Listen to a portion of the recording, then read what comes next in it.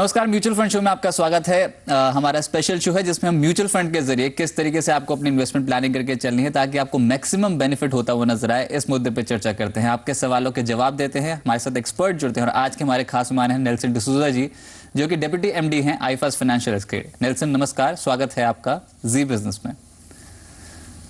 और साथ ही दर्शकों को बता दें किस तरीके से वो शो में जुड़ सकते हैं और अपने प्रश्न अगर आपको नेल्सन से पूछने हैं तो तरीका काफ़ी सिंपल है। आपको हमें एक ईमेल लिखनी है या फिर हमें आप एसएमएस के जरिए भी कांटेक्ट कर सकते हैं। ईमेल लिखने का तरीका fund@zenetwork.com पे जाए और अपनी ईमेल भेज सकते हैं हमें। और साथ ही साथ आप हमें एसएमएस भी कर सकते हैं। मोबाइल के टेक्स्ट राइटिंग मैसेज बॉक्स में जाए, फंड लिखें, उसके बाद अपना प्रश्न लिखकर हमें भेज दें 57575 पर।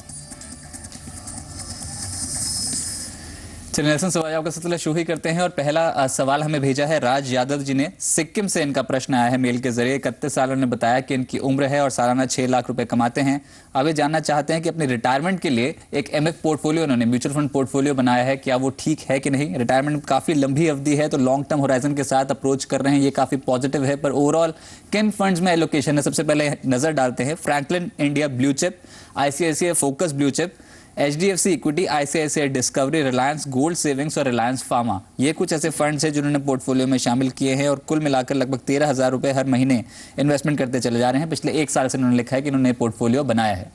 कैसा लगा आपको इनका पोर्टफोलियो? और क्या लंबी अवधि के लिए पोर्टफोलियो में बने रहें या फिर कुछ आप एलोकेशन बदलने की सलाह देंगे? कि 61% निवेश लार्ज कैप में है और लगभग 23% मिड कैप कैटेगरी के फंड्स में इनका एलोकेशन है। लॉन्ग टर्म के हिसाब से कैसा लगता है पोर्टफोलियो? ओवरऑल ये पोर्टफोलियो अच्छा लग रहा है। यहाँ पर मिड कैप में मुझे लगता है कि थोड़ा बहुत और इंक्रीज करना चाहिए। एक और फंड में ऐड करने के लिए उनको एक सुझाव दूंगा, क्योंकि उनकी उम्र छोटी है, 31 साल के ही हैं। तो छोटी उम्र में आपको ज़्यादा रिस्क लेना चाहिए, क्योंकि आप लॉन्ग टर्म में होल्ड कर सकते हैं और ज़्यादा रिस्क लेंगे तो ज़्यादा फायदा भी होगा। एक आप फंड ऐड कर लें मिड कैप स्पेस में, IDFC स्टर्लिंग इक्विटी फंड। इस फंड का परफॉर्मेंस इसके पहले भी अच्छा रहा है और आगे जाके मुझे लगता है कि इसका कॉम्पोजिशन देख के मुझे लगता है कि आगे जाके इसमें परफॉर्मेंस कंटिन्यू हो जाएगा। केनेथ अंदराजा जो हैं इसके फंड मैनेजर हैं। 2008 से ये फंड चालू है और इस फंड ने जो कुछ सालों में जो परफॉर्मेंस दिया है ये मिड कैप कैटेगरी में सबसे अच्छे परफॉर्मेंसेस में माना जाता है। आप इस फंड को ऐड कर लें। बाकी जो फंड्स आपने जो चूज़ किए हैं ओवरऑल पोर्टफोलियो बनाने के मामले में मुझे ठीक लगते हैं। आप इस पोर्टफोलियो को साल में एक बार रिव्यू कर लें और लॉन्ग टर्म के लिए होल्ड करके रख लें। जी बिल्कुल। और बात तो करोड़ों में जाती नजर आएगी। अगर आपने इतनी लंबी अवधि के लिए 30 साल के लिए पोर्टफोलियो बना लिया और सालाना 12% रिटर्न आपको मिल गए तो 13,000 रुपए हर महीने इन्वेस्टमेंट करते चलाएंगे तो लगभग 4.5 करोड़ रुपए पोर्टफोलियो में बनते हुए नजर आएंगे। इक्विटी मार्केट्स आउट परफॉर्म करती हैं लॉन्ग टर्म में, उसका फायदा होता हुआ नजर आएगा। पर नेल्सन, गोल्ड फंड भी इनके पोर्टफोलियो में है और इस समय गोल्ड पे दबाव है, पर SIP के जरिए इन्वेस्टमेंट कर रहे हैं, कंटिन्यू रखें रिलायंस गोल्ड सेविंग में? हाँ जी, देखिए गोल्ड आप निवेश के लिए कभी निवेश के लॉजिक से आप कभी इन्वेस्ट नहीं करते हो, बट आप इन्फ्लेशन को हेज देने के नज़रिए से आप गोल्ड में निवेश करते हो। तो यहाँ पर गोल्ड सभी के पोर्टफोलियो में होना चाहिए। 5 से 10% सारे पोर्टफोलियोज में गोल्ड होना चाहिए। इसके बेसिस से आपको ओवरऑल सेफ्टी मिल जाएगी इन्फ्लेशन से आपके पोर्टफोलियो में। तो गोल्ड होना चाहिए। इन्होंने जो पोर्टफोलियो बनाया इसमें गोल्ड इंक्लूड करके अच्छा किया है, इसमें बैलेंस आ जाता है अपने पोर्टफोलियो में। चलिए अगले सवाल, अगले व्यूअर के पास चलते हैं। और सुनील गर्ग जी इस समय दिल्ली से हमारे साथ लाइन पे मौजूद हैं। सुनील जी नमस्कार, स्वागत है आपका जी बिजनेस में। म्यूचुअल फंड से रिलेटेड क्या प्रश्न है आपका? मेरी उम्र करीबन 43 साल है जी, और मैं पिछले 2.5 ईयर से करीबन 4 म्यूचुअल फंड्स में 1,000 रुपए महीने के हिसाब से इन्वेस्ट कर रहा हूँ। ठीक है। वो 4 म्यूचुअल फंड है। HDFC टॉप 200 जी, ICICI Prudential infrastructure fund, Birla Sun Life front equity fund जी, एंड रिलायंस विजन फंड जी। कब तक के लिए आप इन्वेस्टमेंट कर सकते हैं? नहीं, कोई ऐसा लिमिट नहीं है। I will continue with the investment. और कुछ और भी इन्वेस्टमेंट और ऐड करना चाहते हैं अपने पोर्टफोलियो में? हाँ, मेरा जो क्वेश्चन है वो ये है कि इनमें से मुझे कौन से फंड्स में कंटिन्यू रखना है और कोई म्यूचुअल फंड में बंद भी करने की सलाह है। और ये भी है कि मैं कुछ एक दो फंड्स में और चूज करना चाहता हूँ। चलिए आपको नजर दिलाते हैं सुनील जी, और नेल्सन से ही पूछ लेते हैं। नेल्सन, यहाँ पर जो फंड्स इन्होंने बताया इनके पोर्टफोलियो में जो है, क्या इन्हीं में ही एलोकेशन बढ़ा सकते हैं? कोई ऐसा बेहतर फंड है इनके पोर्टफोलियो में या फिर जिस तरीके से कुछ ऐसे फंड्स जैसे रिलायंस विजन, इसका परफॉर्मेंस थोड़ा वीक पड़ता हुआ नजर आया है, क्या इसी वक्त इसको यहाँ पोर्टफोलियो से निकालकर कुछ और फंड ऐड करने की सलाह देंगे पोर्टफोलियो में आप? हाँ जी, रिलायंस विजन फंड का जो परफॉर्मेंस कुछ सालों में अच्छा रहा नहीं है और मुझे ओवरऑल इसमें ज़्यादा पोटेंशियल दिख नहीं रहा है, तो मुझे लगता है कि आपको इस फंड का जो SIP है इसको स्टॉप करना चाहिए। और यहाँ पर मैंने आपके पोर्टफोलियो में देखा कि आपने कोई मिड कैप फंड लिया नहीं है। आपकी उम्र के हिसाब से मुझे लगता है कि आप अभी भी रिस्क ले सकते हैं। मिड कैप में आपको मीडियम रिस्क लग जाएगा। आप यहाँ पर 2 मिड कैप फंड ऐड कर लें अपने पोर्टफोलियो में। 2 नाम दे देता हूँ मैं, IDFC प्रीमियर इक्विटी फंड और SBI इमर्जिंग बिजनेस फंड। इन दोनों फंड्स में मुझे लगता है कि पोटेंशियल है आपको बेटर रिटर्न्स देने की, तो आप इन 2 फंड्स को ऐड कर लें और रिलायंस विजन फंड को आप स्टॉप कर लें तुरंत अभी। चलिए, तो मिड कैप कैटेगरी के जो फंड्स हैं उनमें थोड़ा एलोकेशन कम है सुनील जी, और यहाँ पर आपको करना ये है कि 2 ऐसे फंड्स आपको बताए जा रहे हैं, उसमें से चुनाव कर लें। IDFC प्रीमियर इक्विटी काफी बेहतर फंड है, पर फंड परफॉर्मेंस काफी बेहतर है, और SBI इमर्जिंग बिजनेसेस का भी ट्रैक रिकॉर्ड काफी बेहतर है। ये 2 फंड्स पे नजर रख के चलें, पोर्टफोलियो में ऐड कर सकते हैं। Overall HDFC top 200, Birla sun life, frontline, IDFC premier equity, SBI emerging businesses जैसे फंड्स पोर्टफोलियो में आपके रहने चाहिए। चलिए, इसी बीच अगले प्रश्न की ओर बढ़ते हैं और अविनाश जी इस समय बिहार से हमारे साथ लाइन पे मौजूद हैं। अविनाश जी नमस्कार, स्वागत है आपका जी बिजनेस में, आप पूछिए अपना प्रश्न। चलिए, लगता है संपर्क कट गया है, पर ओवरऑल इनका प्रश्न लेते हैं। और नेल्सन का जो प्रश्न है, इन्होंने 22 साल अपनी उम्र बताई, 28,000 रुपये इनकी तनख्वाह है हर महीने और लगभग आधी सैलरी म्यूचुअल फंड में इन्वेस्टमेंट करना चाहते हैं। छोटी उम्र है और इस समय लायबिलिटीज काफ़ी कम है, तो उस लिहाज से तो काफ़ी अच्छा डिसीजन है। 15,000 के आसपास यहाँ पर जो एलोकेशन करना चाहते हैं ये, तो क्या सजेस्ट करेंगे? क्या लार्ज कैप और बैलेंस फंड से पोर्टफोलियो बनाएं, या फिर उम्र कम है तो मिड कैप कैटेगरी के स्टॉक फंड्स जो हैं उसमें भी एलोकेशन ज़्यादा किया जा सकता है? पहली बार इन्वेस्टमेंट करेंगे तो क्या प्रोसीजर रहेगा, किससे संपर्क करें, KYC कैसे कराई जा सकती है? हाँ जी, पहले तो बधाई देना चाहता हूं कि उन्होंने डिसीजन लिया है म्यूचुअल फंड्स में निवेश से शुरू करने का। अपना जैसे अपना करियर शुरू हो रहा है तो आपने निवेश करने के लिए म्यूचुअल फंड चूज़ किए हैं। बहुत अच्छा डिसीजन है। बहुत कम लोग इस डिसीजन को फर्स्ट टाइम ले लेते हैं, बहुत सालों के बाद लेते हैं। आपने ये पूछा है कि आपको ये पता लगाना है कि कहाँ से आप शुरू कर लें। आप म्यूचुअल फंड्स में निवेश करने के लिए या तो आप बैंक के जरिए जा सकते हैं या डायरेक्ट ऑनलाइन जा सकते हैं। बहुत सारे वेबसाइट्स हैं, fundsupermart.com जैसे एक वेबसाइट पे जाके भी आप कर सकते हो। इसके अलावा आप कोई ब्रोकर या फाइनेंशियल एडवाइजर के जरिए जा सकते हो, नहीं तो आप डायरेक्ट फंड हाउस में जाके भी आप निवेश कर सकते हैं। फंड हाउस के वेबसाइट्स भी होते हैं, आप उनके जरिए भी कर सकते हैं। बहुत बेसिक सा प्रोसेस है। आपको अपना KYC करना है, उसके बाद एक बार आपका खाता खुल गया तो आप निवेश शुरू कर सकते हैं, या तो लमसम या SIP के बेसिस पे आप शुरू कर सकते हैं। आपके लिए मैं शुरुआत के लिए लार्ज कैप फंड्स और बैलेंस फंड्स का रिकमेंडेशन देना चाहता हूं।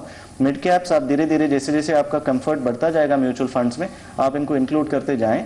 मैंने आपके लिए एक पोर्टफोलियो बनाया है, आप इस पोर्टफोलियो को कंस्ट्रक्ट कर लें और अपना निवेश जो है इन फंड्स में डालें। आपका जो ओवरऑल सेविंग्स अमाउंट जो आपने बताया उसका 30% आप ICICI Prudential focus blue chip equity fund और Franklin India blue chip fund में डालें। 15% आप balance fund HDFC prudence fund में डालें। 20% आप एक मल्टी कैप फंड में डालें। UTI अपॉर्चुनिटीज फंड इसके लिए सबसे बेहतर फंड है। 25% आप मिड कैप फंड में डालें, IDFC स्टर्लिंग इक्विटी फंड, नहीं तो आप SBI इमर्जिंग बिजनेस फंड में डाल सकते हैं। और 10% आप रिलायंस बैंकिंग फंड में डाल सकते हैं, जो सेक्टोरल फंड बनता है। साल में एक बार आपके पोर्टफोलियो को रिव्यू करते रहें और देखें कि परफॉर्मेंस ठीक ठाक है कि नहीं अपने फंड्स का, और उसकी बेसिस पे आप डिसीजन ले लें। ओवरऑल मैं आपको बेस्ट ऑफ लक बताना चाहता हूँ कि आप स्टार्ट करें और आपका पोर्टफोलियो आप एक बार ध्यान से देख लें। चलिए, इस नोट पे एक छोटे से ब्रेक ले रुकते हैं, कहीं मत जाए। नेल्सन डिसूजा जी हमारे साथ जुड़े हैं iFirst फाइनेंशियल्स के आपके पोर्टफोलियो पे राय देने के लिए और आपकी फाइनेंशियल प्लानिंग करने के लिए। जल्द लौटते हैं एक ब्रेक के बाद।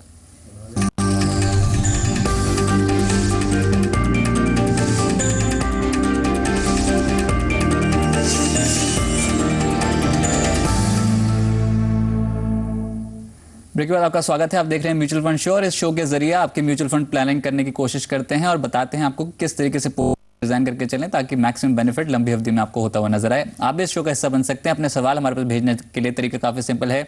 आप हमें एक ईमेल लिख सकते हैं, fund@zenetwork.com हमारा ईमेल आईडी है। डिटेल प्रश्न लिखकर भेजें, कॉन्टैक्ट नंबर जरूर मेंशन करें, और इसके अलावा अगर आप म्यूचुअल फंड से जुड़ा कोई भी प्रश्न पूछना चाहते हैं तो मोबाइल के जरिए हमें SMS करें। मोबाइल में जाकर फंड लिखें और अपना सवाल हमें SMS कर दें 57575 पर। जयप्रकाश जी इस समय हमारे साथ जुड़े हैं फरीदाबाद से प्रश्न पूछने के लिए। जयप्रकाश जी नमस्कार, स्वागत है आपका जी बिजनेस में, आप पूछिए अपना प्रश्न। जी नमस्कार सर। जी सर मैं दो तरह के अभी फंड जो है मैं होल्ड कर रहा हूँ। एक है L&T India large cap fund, जी उसमें मैं 1000 रुपए की सिप कर रहा हूँ, और एक है रिलायंस इक्विटी अपॉर्चुनिटी फंड, इसके उसमें 2000 रुपए की मेरी सिप है। जी इसके अलावा SBI गोल्ड में भी एलोकेशन किया है आपने? जी SBI गोल्ड फंड में ETF में 2000 रुपीज का पर मंथ का सिप है। चलिए, कुल मिलाकर 5000 रुपए हर महीने इन्वेस्टमेंट करते चले जा रहे हैं। आप सवाल क्या पूछना चाहते हैं, कितने अवधि तक रुकना चाहते हैं? पोर्टफोलियो अच्छा है या इसमें कुछ चेंजेस करने की जरूरत है? कुछ राशि की जरूरत है आपको इस समय इमीडिएट टर्म्स में 1-2 साल बाद, या फिर लंबी अवधि तक रुक सकते हैं? इमीडिएट नहीं, मेरा मतलब लॉन्ग टर्म का है, 5-7 साल का हॉरिजन है। चलिए, आय काफी आपके 9.5 लाख रुपए हर साल कमाते हैं, धीरे धीरे करके और भी एलोकेशन करने की कोशिश करें। पर नेल्सन, क्या रिलायंस इक्विटी अपॉर्चुनिटीज का तो प्रदर्शन ठीक है, पर L&T इंडिया लार्ज कैप और SBI गोल्ड थोड़े पिछड़ रहे हैं। किस तरीके का फंड है L&T India large cap fund? क्या इसमें पोर्टफोलियो में इस फंड को रखना चाहिए? और SBI गोल्ड, जैसे मैंने पहले भी आपसे पूछा, यहाँ पर गोल्ड फंड्स में नियमित SIP करने का इस समय मौका ठीक है? गोल्ड पे प्रेशर है, तो क्या अब एवरेजिंग का फायदा होता हुआ नजर आएगा? हाँ जी, गोल्ड का आजकल माहौल ठीक नहीं जा रहा है, तो डाउनवर्ड एक मूवमेंट हम देख रहे हैं गोल्ड में, और मुझे लगता है कि कुछ समय तक डाउनवर्ड मूवमेंट कंटिन्यू होगा। मगर ऐसे टाइम्स में एवरेजिंग जो SIP के ज़रिए होता है वो सबसे अच्छा स्ट्रैटेजी बनता है। तो यहाँ पर इन्होंने SIP जो बनाया है वो 2000 रुपये हर महीने का जो है, इसको उनको चालू रखना चाहिए, और हर महीने तो गोल्ड में निवेश कंटिन्यू रखना चाहिए। L&T का जो फंड है, यहाँ पर देखिए, ये जो L&T India large cap fund है, इस फंड को बहुत सारे अलग अलग L&T के फंड्स को मर्ज करके बनाया गया है। L&T growth fund, L&T opportunities fund, L&T hedged equity fund और फिडेलिटी इंडिया ग्रोथ फंड। जो फिडेलिटी का जो पोर्टफोलियो इन्होंने टेक ओवर किया था, इसमें से जो फंड है इसको भी इंक्लूड करके इन्होंने L&T India large cap fund बनाया हुआ है। मुझे यहाँ पर थोड़ा सा डाउट है कि ये जो ओवरऑल कॉम्पोजिशन जो है ये ज़्यादा काबिल नहीं लगता है मुझे। तो मुझे लगता है कि इनको थोड़ा और टाइम देके इसको देखना चाहिए, और ओवरऑल 6 महीने या 1 साल के ड्यूरेशन के ऊपर इनको कॉल लेना चाहिए कि इसको एग्जिट करें या ना करें। परफॉर्मेंस अच्छा होगा तो आप कंटिन्यू कर लें, नहीं होगा तो आप इसको एग्जिट करके कोई दूसरे फंड को आप इंक्लूड कर लें। एक और सुझाव देना चाहता हूँ, आप मिड कैप फंड को भी आपके पोर्टफोलियो में इंक्लूड कर लें। कोई मिड कैप फंड मुझे यहाँ ज़्यादा खास जो अवेलेबल नहीं लग रहा है। IDFC स्टर्लिंग इक्विटी फंड में आप निवेश कर सकते हैं, थोड़ा रिस्क बढ़ाने के लिए, इसमें आपके रिटर्न्स भी बढ़ जाएंगे।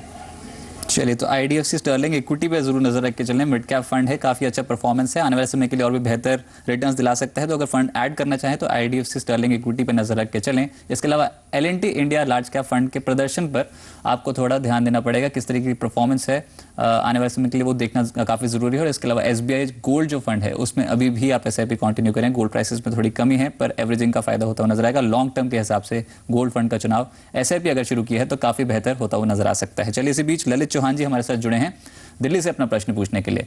ललित जी नमस्कार, स्वागत है आपका जी बिजनेस में। आपने म्यूचुअल फंड पोर्टफोलियो भेजा था हमारे पास, सवाल क्या है आपका?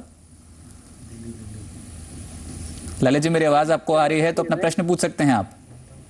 हाँ, मैं सर ये पूछना चाह रहा था, मैंने कुछ फंड सेलेक्ट किए हैं जी, जो मैंने मेंशन किए हुए अपनी मेल में।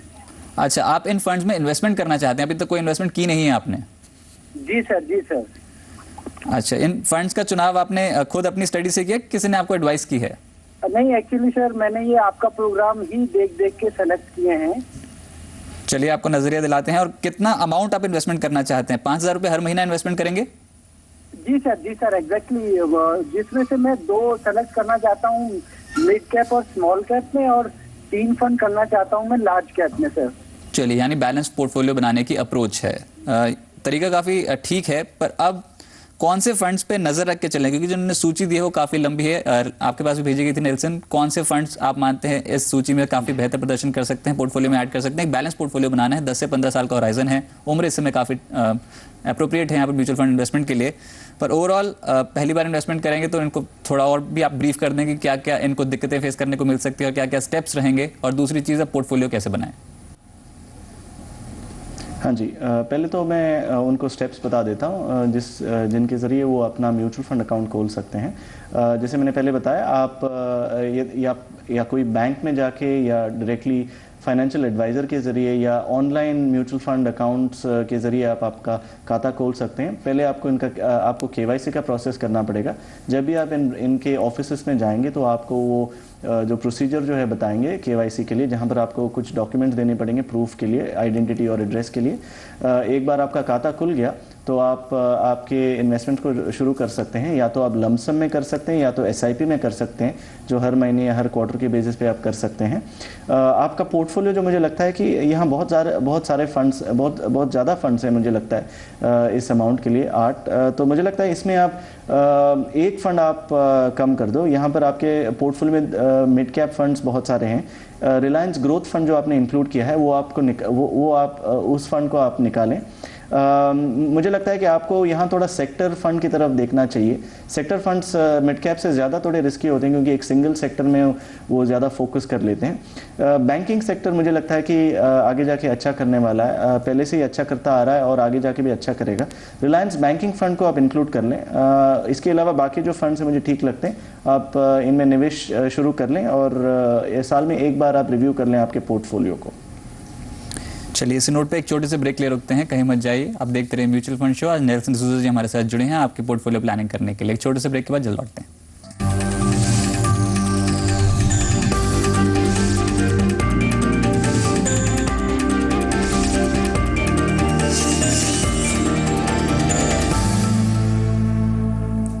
ब्रेक म्यूचुअल फंड शो में आपका स्वागत है। नेल्सन डिसूजा जी हमारे साथ जुड़े हैं आईफास्ट फाइनेंशियल्स के, आपके म्यूचुअल फंड पोर्टफोलियो पे राय देने के लिए। और अगर आपको भी कोई भी प्रश्न पूछना है तो तरीका काफी सिंपल है। fund@zenetwork.com पे आप मेल लिख सकते हैं, डिटेल प्रश्न लिखकर भेजें म्यूचुअल फंड से जुड़ा हुआ। और आप अपना पोर्टफोलियो भी बनवाना चाहते हैं हमारे एक्सपर्ट से, तब भी आप हमें प्रश्न भेज सकते हैं। मोबाइल के टेक्स्ट राइटिंग बॉक्स में जाएं, फंड लिखें, उसके बाद अपना प्रश्न लिखकर भेज दें 57575 पर। नरेंद्र कुन्नू जी हमारे साथ लाइन पे जुड़े हैं हुगली से अपना प्रश्न पूछने के लिए। नरेंद्र जी नमस्कार, स्वागत है आपका जी बिजनेस में। आप पूछ सकते हैं अपना प्रश्न। नरेंद्र जी मेरी आवाज आपको आ रही है तो अपना प्रश्न पूछिए। हेलो। हाँ नरेंद्र जी अपना प्रश्न पूछ सकते हैं आप। हम देख पा रहे हैं आपने ELSS के ऊपर राय लेनी चाहिए। प्रश्न क्या है आपका? मेरा प्रश्न है, I have to invest 1 lakh in ELSS scheme. उम्र 76 ईयर्स है, जरूरत क्या पड़ी आपको? टैक्स प्लानिंग कर रहे हैं इस उम्र में? हाँ तो टैक्स। नरेंद्र जी एनुअल इनकम कितनी है आपकी? टैक्स दे दूंगा। नरेंद्र जी आपकी आवाज थोड़ी स्पष्ट नहीं है, पर फिर भी आपको बताने की कोशिश करते हैं कि ELSS में किस तरीके से आप अप्रोच कर सकते हैं। 3 साल का लॉक इन है, पर क्या सलाह देंगे इनको आप नेल्सन? कौन सी ऐसी स्कीम्स हैं, 2 फंड्स आप बताएं ELSS के जहां पर बेहतर रिटर्न्स एक्सपेक्टेड हैं। ओवरऑल ELSS स्कीम्स कैसे फंक्शन करती है? और 76 साल उन्होंने अपनी उम्र बताई, 1 लाख की जो लिमिट होती है ATC की वो अवेल करना चाहते हैं ELSS के थ्रू, किन फंड्स पे नजर रख के चल सकते हैं? हाँ जी, देखिए 2 फंड में इनको रेकमेंड कर सकता हूँ, फ्रैंकलिन इंडिया टैक्स शील्ड और रिलायंस टैक्स सेवर फंड। इसके पहले मैं ये थोड़ा आपको ध्यान में लेके आना चाहता हूँ कि यहाँ पर इनकी उम्र ज़्यादा है, तो ज़्यादातर इस एज में आप इक्विटीज़ में आप ज़्यादा इन्वेस्ट नहीं करते हैं क्योंकि रिस्क बढ़ता है। यहाँ पर 3 साल का लॉक इन भी बनता है जिसकी वजह से आपके पास लिक्विडिटी भी नहीं बनता है।